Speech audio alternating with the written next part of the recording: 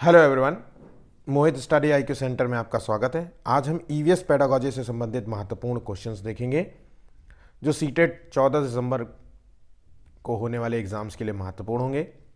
इसलिए एक एक क्वेश्चंस को ज़रूर से ज़रूर देखिएगा, इन क्वेश्चंस को सॉल्व करिएगा। पेपर है आपको जो है इसी प्रकार से क्वेश्चंस सीटेट के एग्जाम में देखने को मिलेंगे। हूबहू क्वेश्चंस आते हैं, रिपीटेड क्वेश्चंस आते हैं, सेम पैटर्न पे क्वेश्चन आते हैं। इसलिए ज़्यादा इसमें जो है आपको मतलब मेहनत करने की ज़रूरत नहीं पड़ती। आप ज़्यादा से ज़्यादा पेपर्स लगा करके भी जो है आप सीटेट में बहुत अच्छे नंबर हासिल कर सकते हैं। हमारी शुरुआत से टारगेट रहा है कि हम सीडीपी, हिंदी, ईवीएस में जो है पूरे के पूरे नंबर जो है कवर कर सके। ठीक है, तो आइए देखते हैं क्या क्या क्वेश्चन है। अगर वीडियो पसंद आए तो प्लीज़ वीडियो को लाइक करना बिल्कुल मत भूलिएगा। आज का जो टारगेट है वह है 10 लाइक्स का। आपका लाइक्स हमें मोटिवेशन देता है। हम डेली आपके लिए इसी प्रकार से वीडियोस लेकर के आते रहते हैं। ठीक है, आपको कोई कमेंट करना हो तो आप हमसे जो है कमेंट के माध्यम से आप हमसे जो है कह सकते हैं। ज़्यादा से ज़्यादा दोस्तों तक शेयर करिएगा ताकि वो भी इस वीडियो का लाभ ले सकें। अभी तक आपने अगर चैनल को सब्सक्राइब नहीं किया है तो प्लीज़ चैनल को सब्सक्राइब कर लीजिए ताकि नेक्स्ट जो है उसका जो वीडियो आए तो उसका नोटिफिकेशन आप तक पहुँच जाए। आइए देखते हैं क्या क्या क्वेश्चन हैं और किस प्रकार से सीटेट में क्वेश्चन आएंगे। मैंने बहुत सारे पेपर्स ऑलरेडी अपलोड किए हैं, उनको ज़रूर सॉल्व कर लीजिए। ठीक है, पहला क्वेश्चन है, देखिए, पर्यावरण जो है निम्नलिखित कथनों में से पर्यावरण पढ़ाने के उद्देश्य है। तो पर्यावरण पढ़ाने के संबंध में एक क्वेश्चन आता है कि भाई क्लास में जो है बच्चों को हम पर्यावरण क्यों पढ़ाते हैं। ठीक है, तो इसका जो आपको जो चीज़ पे ध्यान रखना है कि क्या चीज़ नहीं करना है, उसके इंस्टेड ऑफ जो है आप ये याद रखने की जगह कि आप क्या क्या करेंगे, उसकी जगह आप याद रखिए कि क्या नहीं करेंगे। तो देखिए इसमें से ऑप्शन है, बच्चों को परिभाषा और शब्दावलियों का ज्ञान कराएंगे। तो ये जो मूल उद्देश्य है ये नहीं होना चाहिए, ध्यान रखिएगा। पर्यावरण ही नहीं, चाहे वो हिंदी पेडागोजी की क्लासरूम हो, हिंदी की कक्षा हो, चाहे मैथ की कक्षा हो, किसी भी कक्षा में बच्चों को परिभाषाओं का ज्ञान नहीं कराना है। जबकि हमें जो है मतलब बच्चों को परिभाषाएं नहीं बतानी है, बच्चों को जो है उस संबंध में चीज़ों को बताना है। ठीक है, दूसरा है सामाजिक एवं प्राकृतिक वातावरण के बारे में उत्सुकता जगाना। तो बिल्कुल सही जवाब है यहाँ पे। बच्चों को व्यवहारिक क्रियाएं करवाना जिससे बच्चे से संज्ञानात्मक कौशल का विकास हो।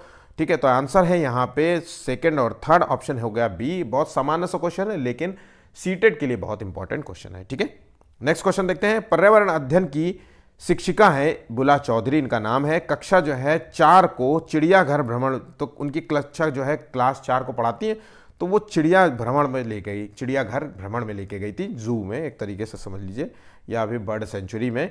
ठीक है, उन्होंने भ्रमण पर जाने से पहले बच्चों को समझाया कि चिड़ियाघर के में जा करके, ठीक है, उन्हें निम्नलिखित बातों में से एक बात नहीं करनी है। बहुत इंपॉर्टेंट क्वेश्चन है और ये चिड़ियाघर के संबंध में अगर आपसे क्वेश्चन पूछा जाता है तो सामान्य तौर पे यही पूछा गया है कि आप अगर चिड़ियाघर में जाएंगे तो क्या क्या करेंगे, या फिर दूसरा क्वेश्चन आता है कि आप चिड़ियाघर जाएंगे तो जो है क्या आपको चीज़ें नहीं करनी है।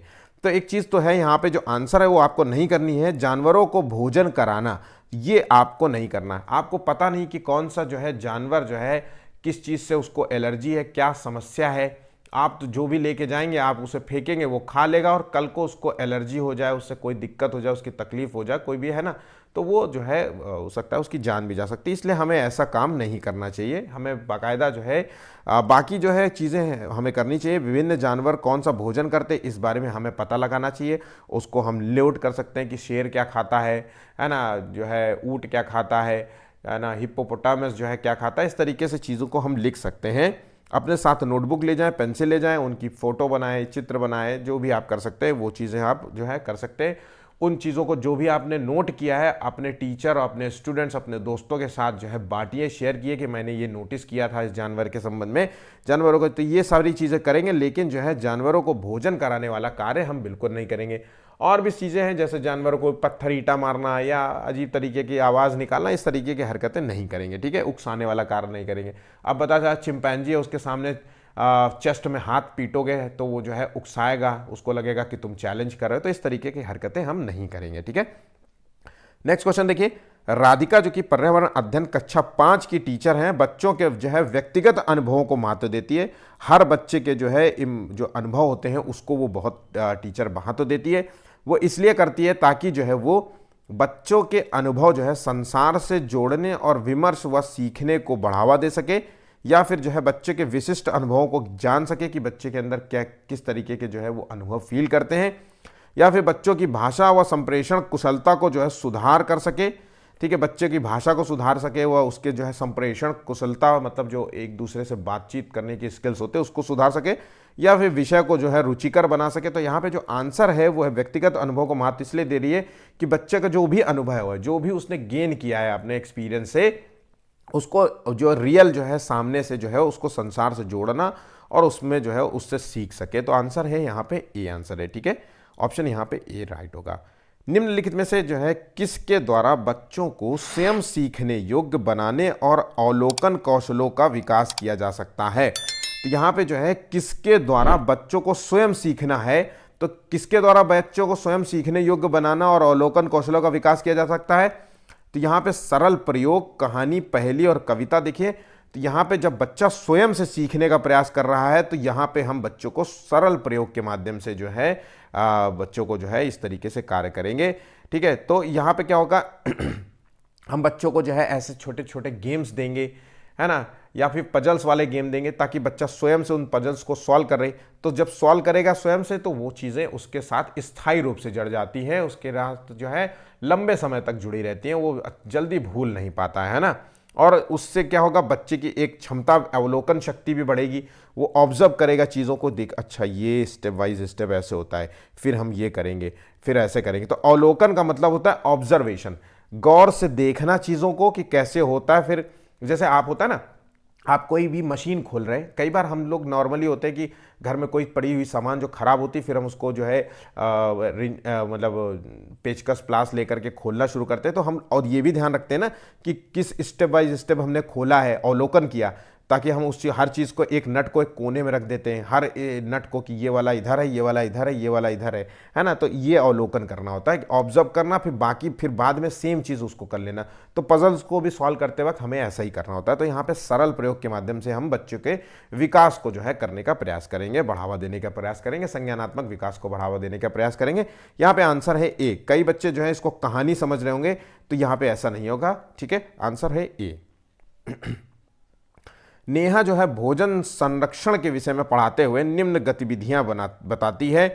उसे गीले कपड़े में लपेट कर रखना चाहिए। तो भोजन संरक्षण के संबंध में कुछ ऐसा है कि जिसे गीले कपड़े में लपेट कर रखना चाहिए।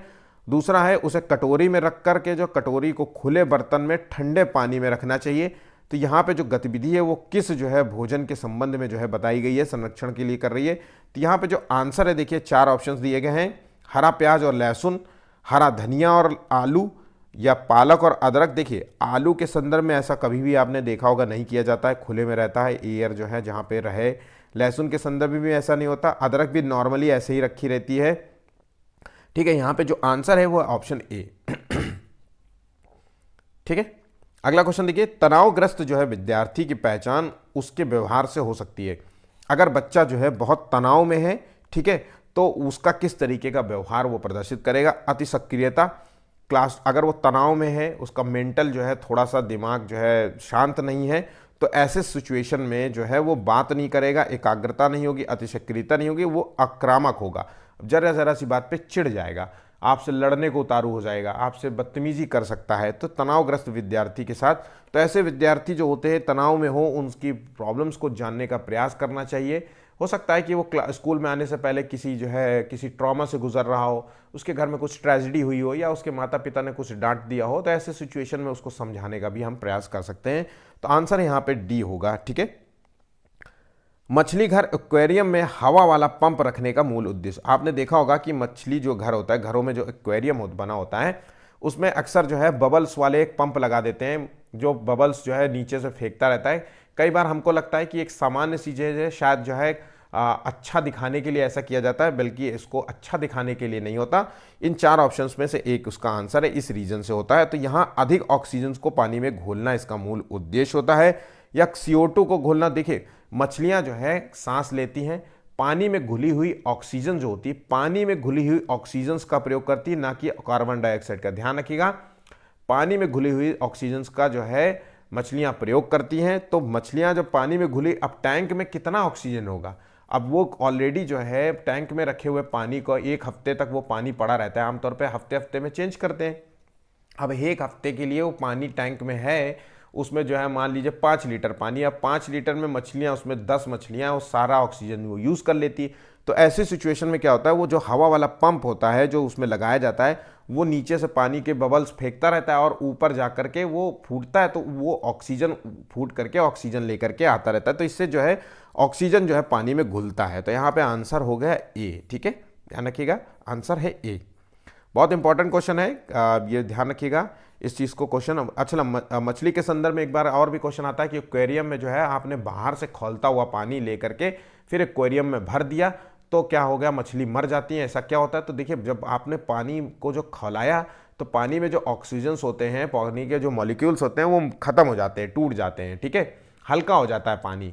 पानी आपने देखा होगा कि पानी खौलाना चाहिए, पीना चाहिए, तो पानी थोड़ा सा हल्का हो जाता है, तो उसके मॉलिक्यूल्स खत्म हो जाएंगे, तो उससे पानी जो है ऑक्सीजन रहित हो जाता है, ऑक्सीजन की मात्रा कम होती है। जब आप ऐसा पानी यूज़ करते हैं, खौला करके जो है यूज़ करना या गुनगुना पानी को जो है एक्वेरियम में डालते, तो मछलियाँ मर जाती हैं। इसकी वजह होती है ऑक्सीजन उसमें नहीं होती है। ठीक है, तो यहाँ पे ध्यान रखिएगा, इस तरीके से 2 क्वेश्चंस आते हैं। हमारे देश में जो है कितने प्रकार के जहरीले सांप पाए जाते हैं? तो देखिए, मैंने आपसे इससे पहले जो है एनिमल्स का टॉपिक पढ़ाया है। ठीक है, एनिमल का टॉपिक पढ़ाया है, उस टॉपिक को पूरा कवर कर लीजिए। आपका कोई क्वेश्चन एनिमल के संबंध में, जानवर के संबंध में गलत नहीं होगा। तो यहाँ पे देखिए पूछा जा रहा है कि सांप जो है कितने, भारत में कितने प्रकार के जो है सांप पाए जाते हैं?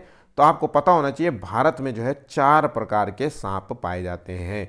आंसर है यहाँ पे सी। ठीक है, ध्यान रखिएगा, 4 प्रकार के सांप पाए जाते हैं, जिसमें से सबसे ज़्यादा जो जहरीला होता है वो किंग कोबरा होता है, जो कि घोंसला बनाने वाला जो है सांप होता है। ठीक है, चलिए आगे बढ़ते हैं, अगला क्वेश्चन देखते हैं। निम्नलिखित में से किस जो है कारण मृदा बंजर हो जाती है? तो देखिए, मिट्टी जो है बंजर होने का क्या कारण होता है?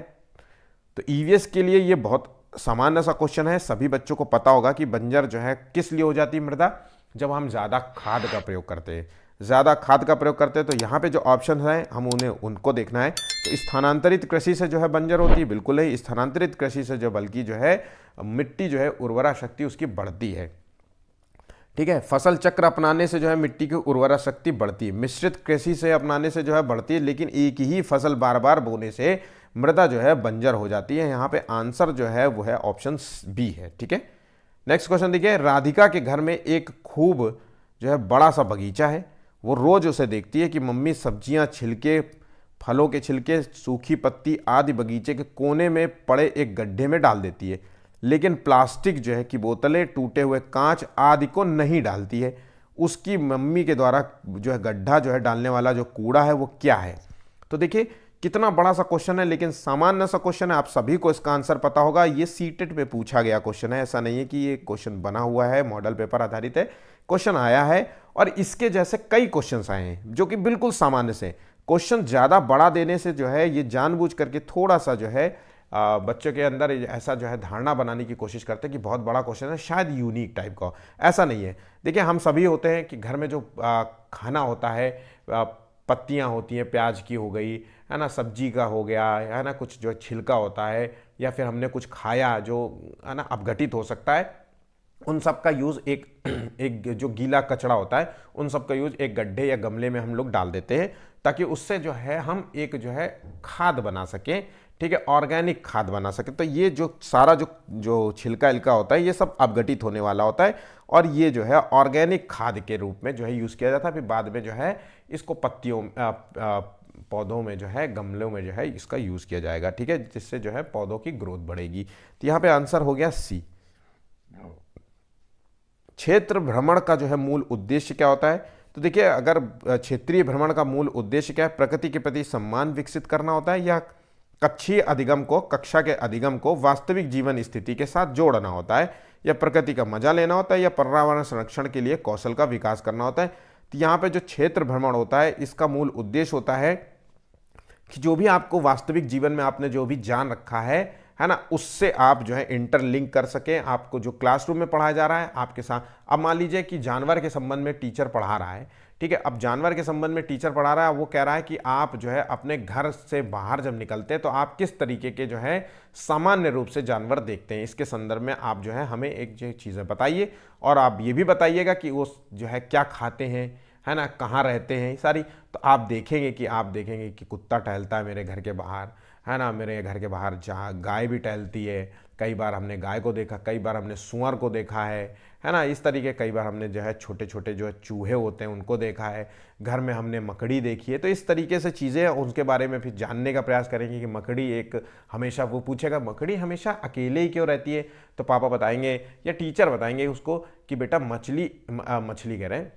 जो मकड़ी होती है बेटा वो एक सामाजिक नहीं होती है, वो हमेशा अकेले ही रहना पसंद करती है। बाकी जो है देखिए, उस बार बर्रैया का छत्ता लगा हुआ है या मधुमक्खी का छत्ता लगा, उसमें कितनी सारी मधुमक्खियाँ होती हैं। तो ये सारी चीज़ें होंगी। तो ये जो वास्तविक जीवन के साथ जो है जुड़ने का प्रयास करेगा कक्षा में जो भी पढ़ाया जा रहा है। ठीक है, नेक्स्ट क्वेश्चन देखते हैं। निम्नलिखित में से कौन सा जो है व्यक्तिगत कारक है जो सीखने की प्रक्रिया को प्रभावित करता है। तो व्यक्तिगत कारक की पूछ रहा है, यहाँ सामाजिक कारक की बात नहीं हो रही।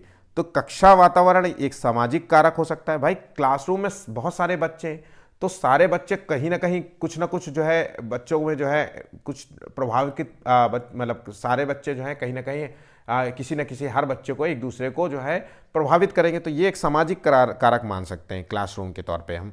परिवार भी है, परिवार में बहुत सारे सदस्य होते हैं, लेकिन यहाँ पे जो आंसर है व्यक्तिगत रूप से वो है उसकी चिंता, स्ट्रेस। किस चीज़ का स्ट्रेस है वो हो सकता है, तो जो चिंता है वो उसके व्यक्तिगत सीखने के प्रभावित कर सकता है। हो सकता है उसको पेपर एग्जाम को लेकर के टेंशन हो, है ना। हो सकता है उसको जो है इस बात का डर हो कि जो है एग्जाम में नंबर नहीं आएंगे तो मुझे पापा ये गिफ्ट नहीं ला के देंगे मैंने जो मांगा था। ऐसी बहुत सारी चीज़ें हो सकती है जो आमतौर पर सामान्य रूप से बच्चों को टेंशन होती है। तो ये जो चिंता है वो व्यक्तिगत रूप से है। ठीक है, निम्नलिखित में से किस विधि में शिक्षार्थियों पर व्यक्तिगत ध्यान दिया जा सकता है। तो यहाँ पे बच्चे पे हम व्यक्तिगत ध्यान देने की बात कर रहे हैं, इसको नोट कर लीजिएगा, बहुत अच्छा क्वेश्चन है। तो इसको कहा जाता है अधिन्यास। ध्यान रखिएगा, इसे अधिन्यास कहते हैं, एजुडिकेशन कहते हैं,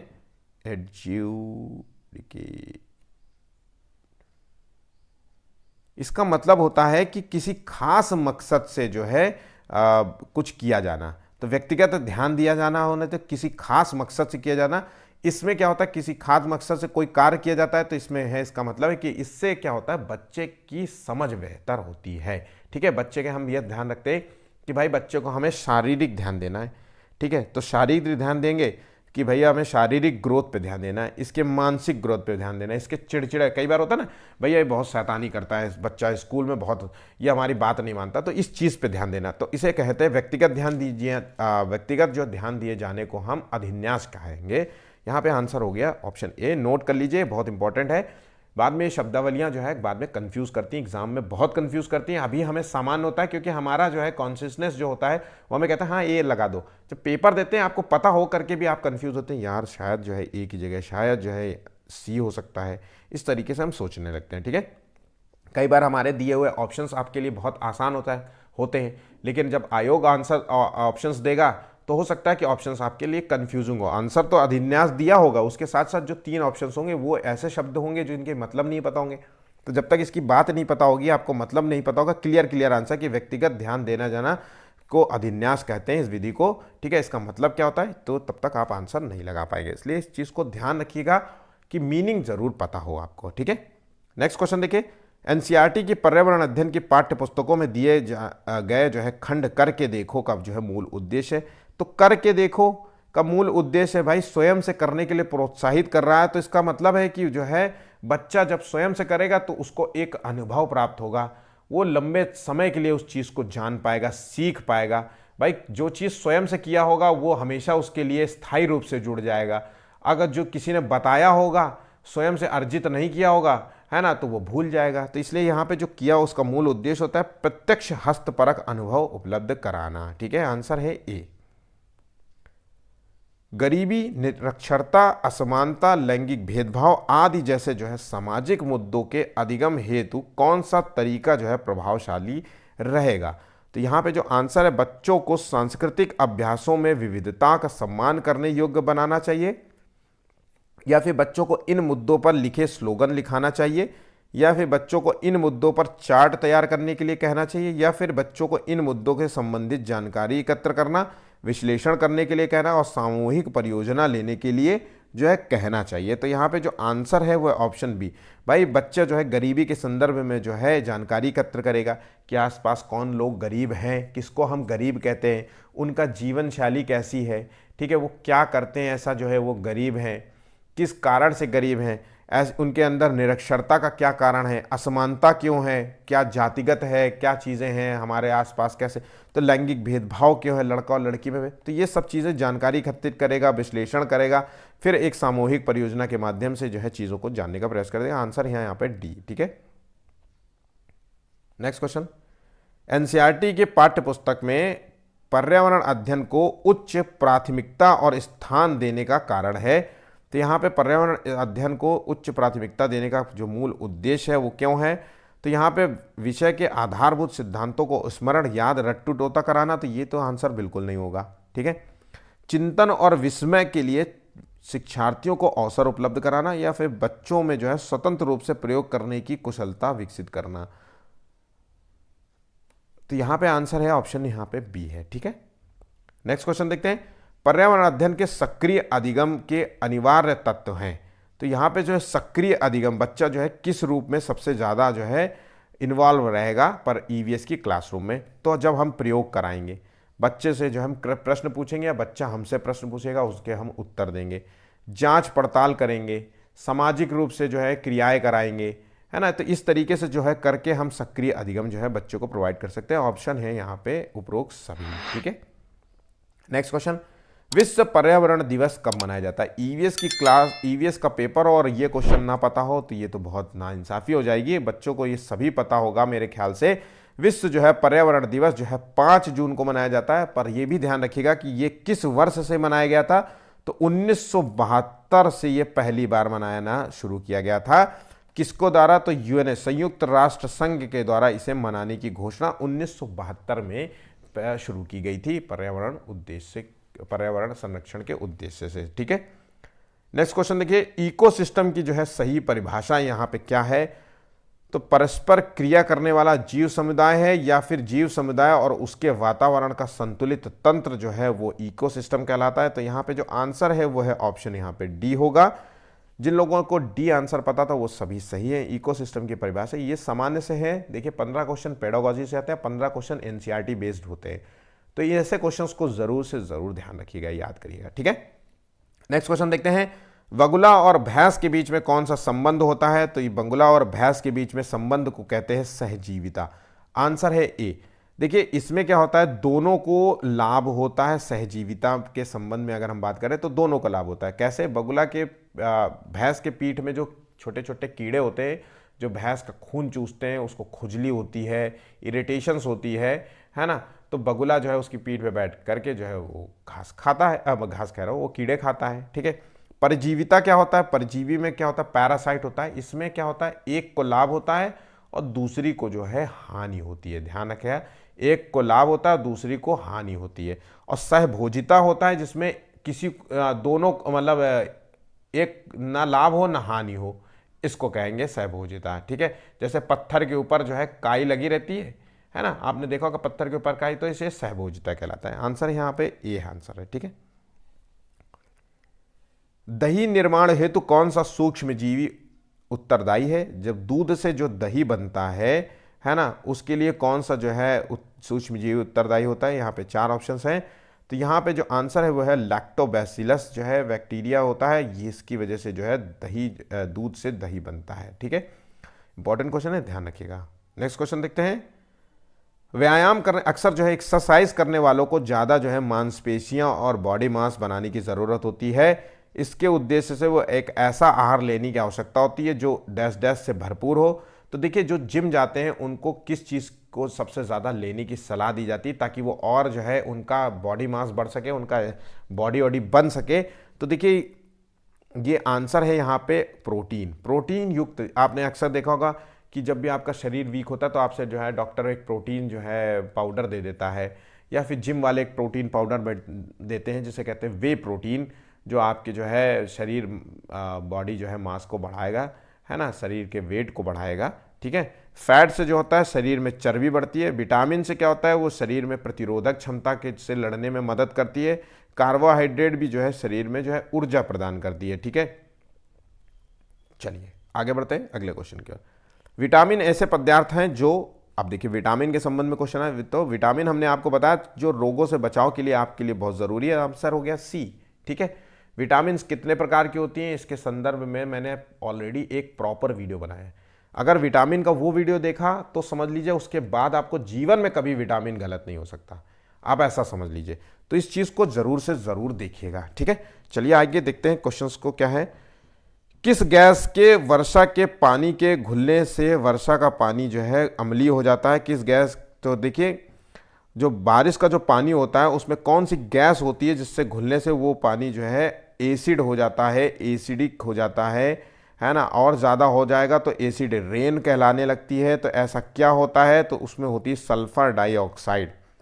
सल्फर युक्त जो है गैस ज़्यादा घुलने से जो है ऐसा हो जाता है, ठीक है।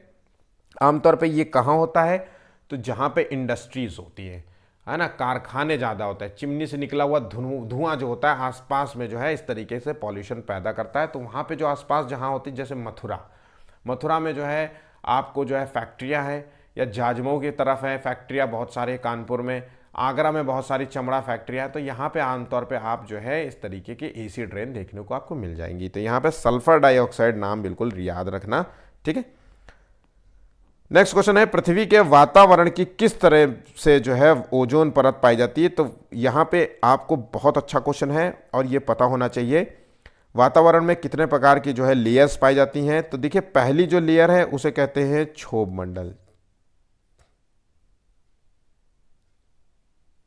ठीक है, इसे कहते हैं क्षोभ मंडल। और इंग्लिश में नाम याद रखना, देखिए यहां पे ऑप्शंस भी जो है इंग्लिश में दिए गए।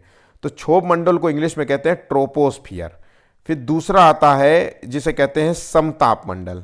इसको नोट कर लीजिए अगर अभी तक आपको इसका आंसर नहीं पता है या ये कंफ्यूज करता है। इसको इंग्लिश में कहते हैं स्ट्राटोस्फियर, ठीक है। उसके बाद आता है तीसरा है जिसे कहते हैं मध्य मंडल, हिंदी में कहें, दोनों नाम आपको याद रखना है, इंग्लिश में भी, उसको कहते हैं मीजोस्फियर, ठीक है। उसके बाद चौथा आता है आयन मंडल, आयनोस्फियर, ठीक है, आयन मंडल कहते हैं, ठीक है। उसके बाद जो पांचवा है उसे कहते हैं वायुमंडल, जो बाहरी मंडल होता है, ठीक है। तो 5 मंडलें होती हैं, ठीक है। क्षोभ मंडल होता है, इसमें जो है आंधी तूफान जैसी घटनाएं होती हैं, ध्यान रखिएगा, बादल बनने वाली घटना, आंधी तूफान घटना, वायुमंडलीय घटनाएं कहाँ होती हैं? क्षोभ मंडल में होती है, इस चीज को नोट कर लीजिए। उसके बाद आता है समताप मंडल जिसे कहते हैं स्ट्रेटोस्फियर। मौसम संबंधी घटनाएं यहां पे नहीं होती है, तो मौसम संबंधी घटनाएं इसमें नहीं होती हैं। ओजोन लेयर भी इसी में पाई जाती है, तो यहां पे आंसर हो गया स्ट्रेटोस्फियर। अच्छा, वायु जो है, जो विमान जो उड़ाए जाते हैं, जो प्लेन उड़ते हैं, वो कहाँ पे उड़ते हैं? तो समताप मंडल में उड़ते हैं, क्योंकि यहाँ पे वायुमंडल नहीं होता, मौसम संबंधी घटनाएं नहीं होती, इसलिए इस यहाँ पे जो है आमतौर पे जो है मौसम प्लेन उड़ाए जाते हैं, ठीक है। तो यहाँ पे सारी चीज़ें तो मैंने आपको बता दी है, कॉमन चीज़ें, ठीक है। चलिए आगे बढ़ते हैं अगले क्वेश्चन की ओर। प्राथमिक स्तर पर ईवीएस की पढ़ाई का मूल उद्देश्य क्या है? तो भाई देखिए, ईवीएस क्यों पढ़ाई जाती है क्लासरूम में? तो क्लासरूम में ईवीएस पढ़ाने का मूल उद्देश्य होता है कि जो भी हमारे आसपास है पेड़ पौधों, उसके बारे में जानकारी हासिल कराना, बच्चों को जानकारी देना कि बच्चे पेड़ का क्या महत्व है, जल का क्या महत्व है ना, कार्बन डाइऑक्साइड, ऑक्सीजन का क्या महत्व है हमारे जीवन में, इस चीज़ का। तो जो भी कक्षा में पढ़ाया जा रहा विद्यालय से बाहर के जीवन से संबंध में उसकी सहायता करना आवश्यक है, यहाँ पे ऑप्शन सी होगा, ठीक है। नेक्स्ट क्वेश्चन देखिए, कक्षा 5 की अध्यापिका जो है माहिका जो है चाहती हैं कि उसके जो है विद्यार्थी आसपास के पौधों का अवलोकन करें, ठीक है। सार्थक अधिगम सीखने के लिए उन बच्चों को क्या करने के लिए प्रोत्साहित किया जाना चाहिए? तो अगर पौधों का अवलोकन करना है, ऑब्जर्व करना है कि पौधे, तो उसके लिए सबसे बहुत सारे बेस्ट तरीके हो सकते हैं। तो यहाँ पे ये समझना कि पौधे भी सजीव होते हैं, ये समझना कि पौधे हमारे लिए कितने उपयोगी होते हैं, अधिकतम पौधों के नाम लिखना, या फिर उनकी ऊंचाई, पत्तियां, गंध, उगने के स्थान में अंतर का अवलोकन करना। तो पौधों का अवलोकन के संबंध में जहाँ पे जो आंसर है वो तार्किक है, 4 ऑप्शन जो है डी है इन 4 में से, ठीक है। नेक्स्ट क्वेश्चन देखते हैं, बच्चों में जो है सामाजिक भावना का विकास करने के लिए निम्नलिखित में से कौन सा प्रयास जो है सर्वोत्तम है? तो बच्चों में सामाजिक भावना का विकास करना है, ठीक है। सोशल जो है बच्चे के अंदर जो है पैदा करना है, प्रेम, ठीक है। तो यहाँ पे जो करना होगा उससे करना होगा कि सामाजिक भावना अगर बच्चे में पैदा करना है तो सामाजिक रूप से उसको तो उठना बैठना पहले सिखाओ, सबसे पहला ज़रूरी कि भाई वो समाज में उठेगा बैठेगा, लोगों से बात करेगा, हंसी मजाक करेगा, उनसे इंटरैक्ट होगा, तभी तो वो सामाजिक भावना पैदा होगी। हर धर्म से उसके संबंध में प्रेम होना चाहिए, सारे त्योहारों को मनाने का प्रयास करना चाहिए, है ना। अगर आप नहीं भी मनाते तो कम से कम अनादर नहीं करना चाहिए, आपको बताना चाहिए उसके सम्मान के बारे, उसके चीज़ों के बारे में कि बेटा वो त्यौहार वो मनाते हैं, हम लोग ऐसा मनाते हैं, है ना। तो उन सभी का सम्मान करना, तो इस तरीके की बच्चे के अंदर जो है भावना विकसित करना चाहिए। तो यहाँ पे जो आंसर है देखिए, विभिन्न प्रकार के त्योहारों का आयोजन करना, या फिर जो है विद्यालय में अभिभावक टीचर मतलब पेरेंट्स को विद्यालय में आमंत्रित कर बैठने के जो है बैठकों का आयोजन करना, या बच्चों में जो है स्वस्थ स्पर्धा के लिए तैयार कराना। तो यहाँ पे आंसर है ऑप्शन सी, भाई खेल का आयोजन कराइए, क्रिकेट खेले जहाँ पे सब बच्चे होंगे आपस में खेलेंगे कूदेंगे, तो सामाजिक भावना एक दूसरे के, है ना, वो पैदा होगा, प्रेम पैदा होगा, है ना। तो इस तरीके से जो चीज़ें होंगी, ठीक है, सामाजिक संपर्क होगा। तो यहाँ पे आंसर हो गया सी। अधिन्यास विधि का मूल लक्ष्य क्या है? तो अधिन्यास का मतलब अगर नहीं पता है तो आंसर आप नहीं लगा पाएंगे, तो इस चीज़ को ध्यान रखिएगा, अधिन्यास का मतलब पता होना बहुत ज़रूरी है। तो यहां पे क्या होता है, अधिन्यास का मतलब होता है असाइनमेंट मेथड। देखिए, तो असाइनमेंट क्यों होता है, दिया जाता है ताकि बच्चा सीख सके। तो अभिभावकों के ज्ञान की जांच करना मूल उद्देश्य होता है? बिल्कुल नहीं। अधिगम विस्तार के अवसर उपलब्ध कराना होता है? ये बिल्कुल है। बच्चों के जो है समय का सदुपयोग कराना होता है?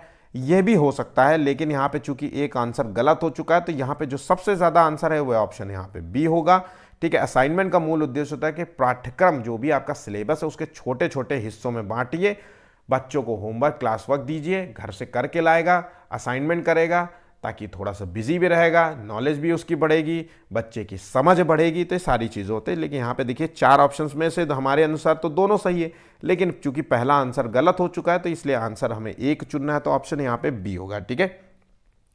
बहुत अच्छा क्वेश्चन है और बहुत इंपॉर्टेंट क्वेश्चन है, ये बिल्कुल रटा होना चाहिए कि कौन सी विधि जो है बाल केंद्रित नहीं है, ठीक है। तो ये विधि है, यहाँ पे 4 ऑप्शंस दिए गए हैं। देखिए इसका आंसर है ऑप्शन यहाँ पे होगा बी। ध्यान रखिएगा, निगमन विधि जो है ये एक बाल केंद्रित विधि नहीं है। ये विधि होता है इसमें टीचर जो है पहले बच्चे को नियम के बारे में जानकारी उपलब्ध कराती है, या फिर हम कह लीजिए परिभाषाओं के बारे में बताती है, फिर उसके बाद जो है वो उदाहरण पेश करती, एग्जाम्पल्स जो है बताती है। तो ये जो विधि होती है नियम से उदाहरण की ओर जाती है, लेकिन आगमन जो विधि होती है वो उदाहरण से नियम की ओर जाती है। तो यहां पे अगर बाल केंद्रित कोई विधि है तो वो है बाल केंद्रित विधि, यहां पे आगमन विधि है, ना कि निगमन विधि। तो यहां पे जो आंसर है वो है ऑप्शन बी, बाल केंद्रित विधि नहीं है, ठीक है। यहां पर 30 क्वेश्चन यहां पे समाप्त हो जाते हैं। वीडियो पसंद आया तो प्लीज़ वीडियो को लाइक करना मत भूलिएगा, 10 लाइक का टारगेट था। शेयर करिएगा ज़्यादातर दोस्तों तक, तो कि ताकि वो भी इस वीडियो का लाभ ले सके। चैनल को अभी तक सब्सक्राइब नहीं किया है तो प्लीज़ चैनल को सब्सक्राइब कर लीजिए। आज के लिए बस इतना ही, धन्यवाद।